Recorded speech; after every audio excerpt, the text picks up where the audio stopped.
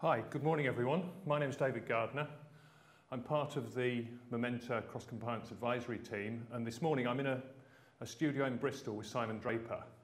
And over the next hour or so we're going to give you an update in terms of 2010's cross compliance.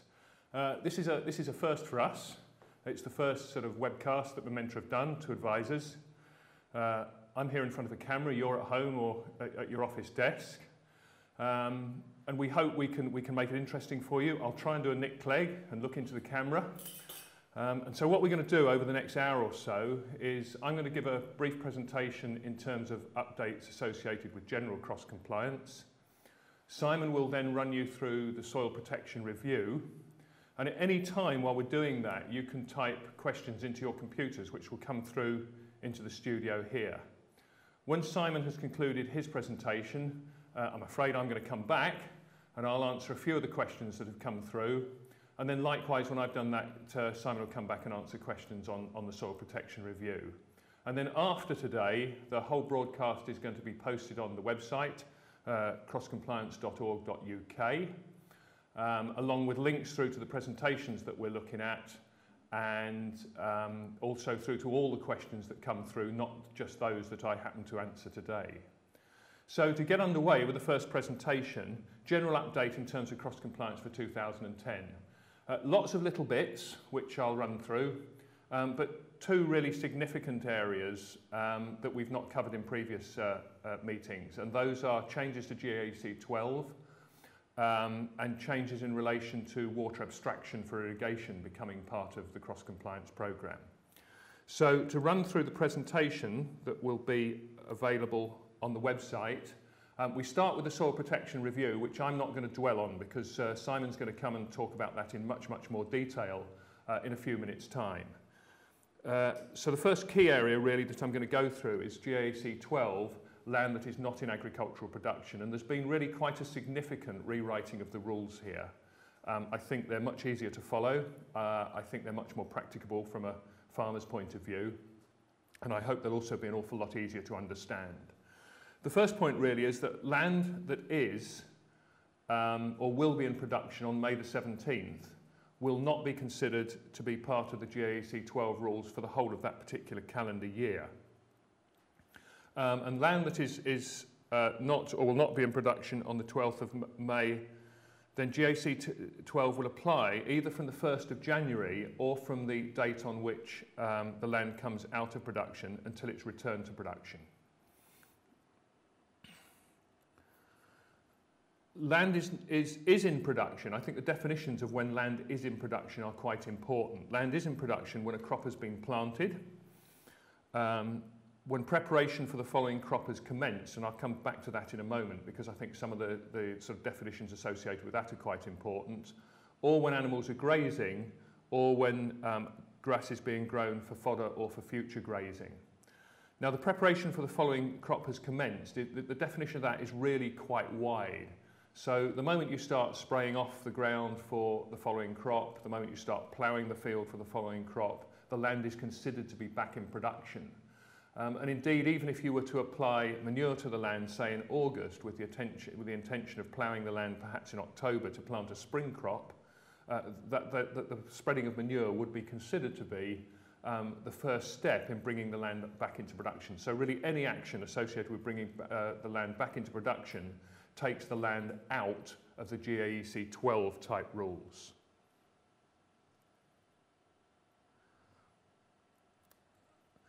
The cutting rules are really quite important.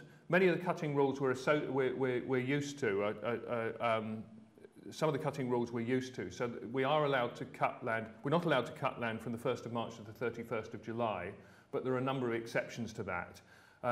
We are allowed to cut land to control the weeds associated with GAC 11, so that's thistles, docks, ragwort, and we're also allowed to cut land to control blackgrass and couch.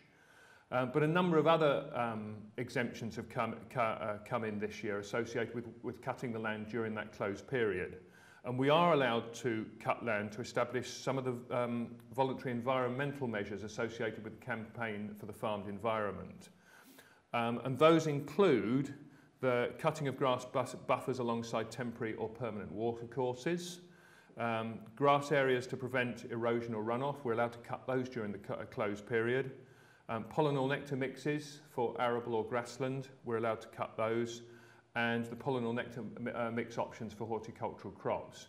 I think it's worth pointing out that if we are going to cut GAC 12 land, we do need to give some consideration to nesting birds. And I think the old advice that if you're going to cut, start cutting early and continually cut would be good.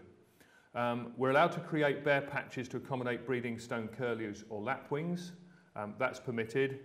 And also, as I've already said, if we're bringing the land back into production. So many more occasions than we have been able to cut in the past associated with the cutting rule. The other thing that has changed this year, which is quite a subtle change, is the rulings used to say that you could only cut 50% in year 4 or 5. That has now changed to you're not allowed to cut more than 50% in any one year. And I think that's quite a useful clarification of the rules. Moving on.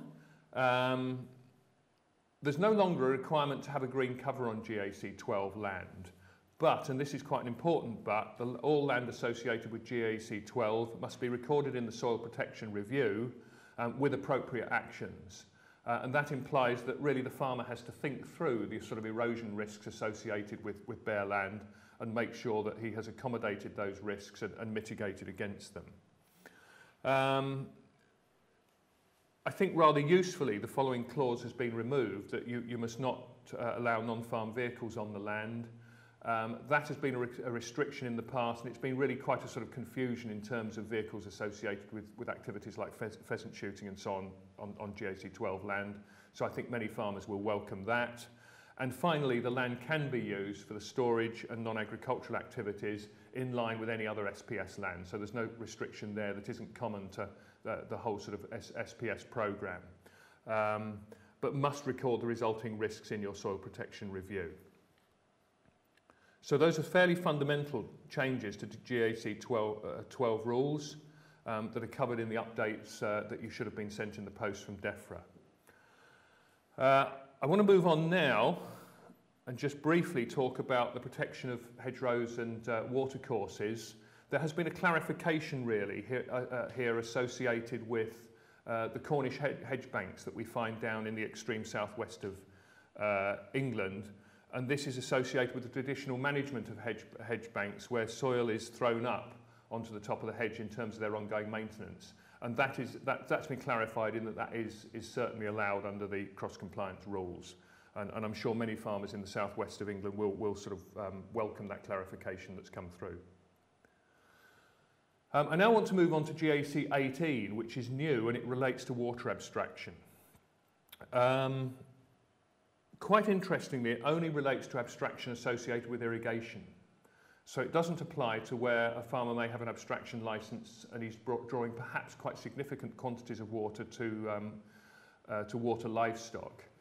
It's specific to irrigation, and if the farmer is using an abstraction licence to draw water for livestock, that doesn't come under the scope of cross-compliance. It's still covered by all the water abstraction legislation, but it doesn't come under the scope of cross-compliance. The standard applies to you if you're abstracting more than 20 metres cubed of water each day from inland water or from an underground source for irrigation of crops. You're required to comply with the conditions associated with the licence. They'll be written on the abstraction licence when it is issued from the EA. And usually the sort of typical conditions that apply to licences are the total quantities that are drawn per year, per month, per week, per day, per second. That'll be clearly stated on the licence. There are also often minimum depth requirements associated with the river that you're drawing water out of. If the river gets too low, you're not allowed to draw the water. And there are quite significant record-keeping requirements for farmers associated with abstraction licences. And under cross-compliance, farmers who are abstracting water for irrigation need to comply with all those conditions and be able to demonstrate to inspectors that they are complying with all those conditions.